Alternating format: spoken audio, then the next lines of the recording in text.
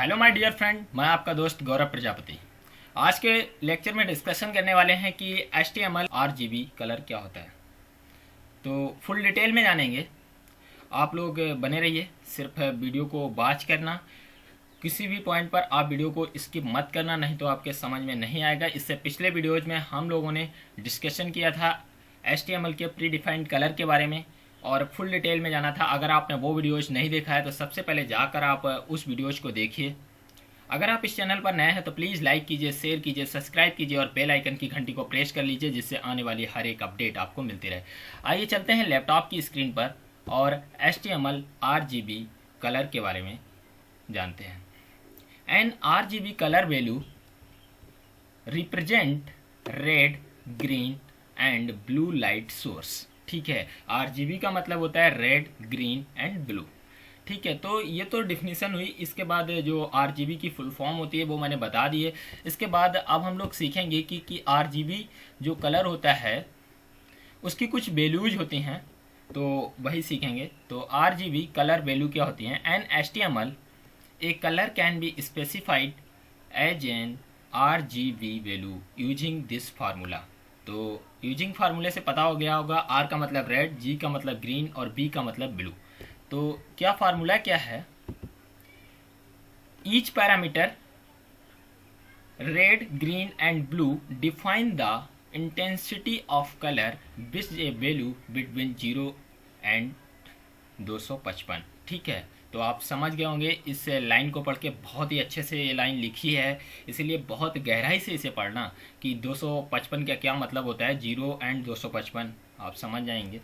इसके बाद second point में लिखा है this means that there are 256 and 256, मतलब 256 रेड हो सकते हैं, क्योंकि 0 to 255 अगर ब्लो करेंगे तो 256 कलर निकलते हैं, और 256 रेड, 256 ग्रीन और 256 ब्लू कलर, क्योंकि RGB हम लोग पढ़ रहे हैं। तो इसके बाद कुछ जो हमारे पॉसिबल कलर बनते हैं वो लगभग हैं 1,67,77,216 पॉसिबल कलर बनेंगे। लेकिन हम लोग क्या जानते हैं, सिर्फ ओनली 8 से 10 कलर के नाम जानते हैं और कहते हैं बहुत है, इतना बहुत कलर है। लेकिन नहीं, आपने आज गहराई से जाना होगा कि कितने कलर अभी तो RGB फॉर्म में आपको दिख रहे हैं। 1,67,77,216 कलर पॉसिबल हैं। तो इसलिए मोस्ट इम्पॉर्टेंट ये चैप्टर्स है, ये टॉपिक्स है, तो इसे बहुत अच्छे से पढ़ना आप। इसके साथ ही साथ जैसा कि फॉर एग्जांपल अगर RGB रेड 255 लेते हैं और बकाया हम लोग 0 करते हैं, इट्स डिस्प्ले एड रेड, तो क्या होगा, एक जो बैकग्राउंड में कलर रेड होगा वो रेड होगा। ठीक है, because red is a set its highest value 255 and other two green and blue is set as 0। इसके बाद अनदर अगर एग्जांपल्स देखते हैं, तो अगर हम लोग ग्रीन लेते हैं 255, जैसा कि आप देख रहे होंगे यहाँ पर RGB में हमने ग्रीन लिया है 255, इस display as green because green is a set of highest value 255 another and 0।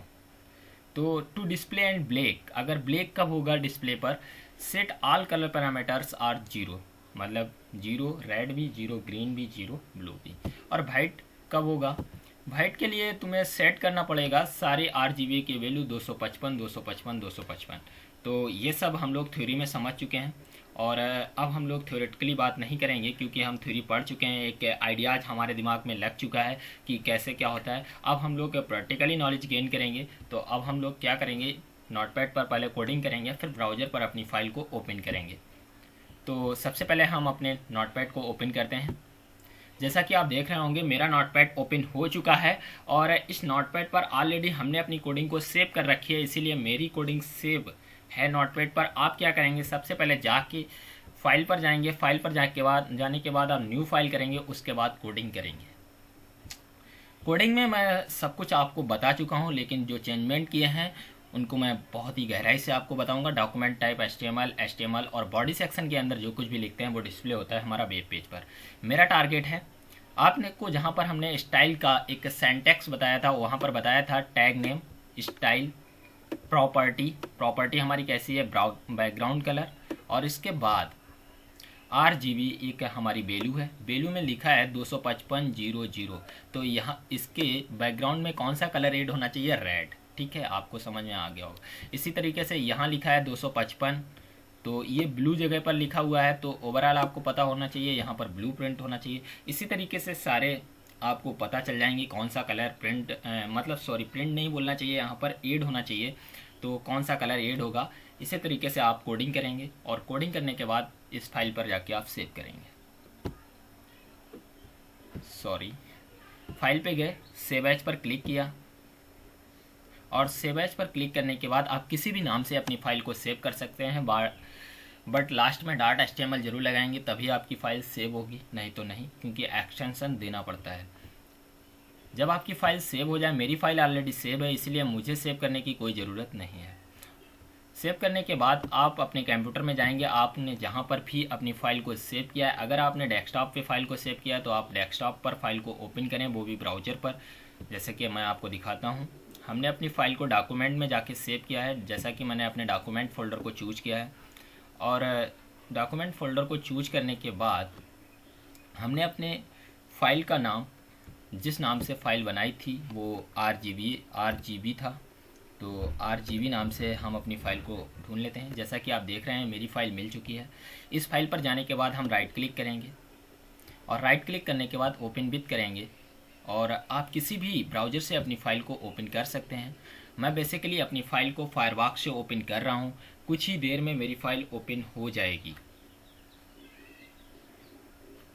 जैसा कि आप देख रहे हैं फाइल ब्राउज़र पर ओपन हो चुकी है। जैसा कि मैंने बताया था, यहाँ पर रेड कलर प्रिंट होगा, यहाँ पर ऐड होगा, और यहाँ पर आपका ब्लू कलर, इसी तरीके से आपके सारे कलर ऐड होंगे बिना कुछ लिखे। यहाँ पर येलो लिखने की कोई ज़रूरत नहीं थी, और जबकि मैंने ब्लू से आपको येलो कलर ऐड कर दिया उसके बैकग्राउंड में। तो बहुत ही ज़्यादा ये इंटरेस्टेड बात होती है जब हम किसी प्रैक्टिकल को करते हैं और अच्छे से समझ लेते हैं कि नोटपैड पर फाइल को भी ओपन कर देते हैं, जिससे आपको एक अच्छा आइडिया और मिल जाए, बहुत अच्छे से आपको समझ में आ जाए। मेरी यही कोशिश रहती है कि मेरे सारे स्टूडेंट को बहुत अच्छे से क्लियर हो जाए जो कुछ भी मैं पढ़ाता हूँ। तो इसीलिए जैसा कि आप देख रहे होंगे, मैंने जितना भी लिखा था 255 यह कोडिंग थी, और ये आपको ब्राउज़र पर ओपन करके दिखाई है फाइल को।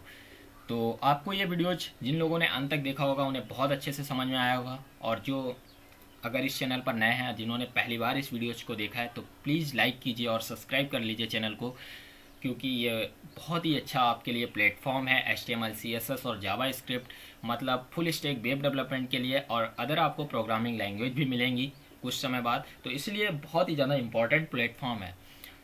तो इसके बाद थैंक यू सो मच, मिलते हैं नेक्स्ट वीडियोज़ में जल्दी आपको।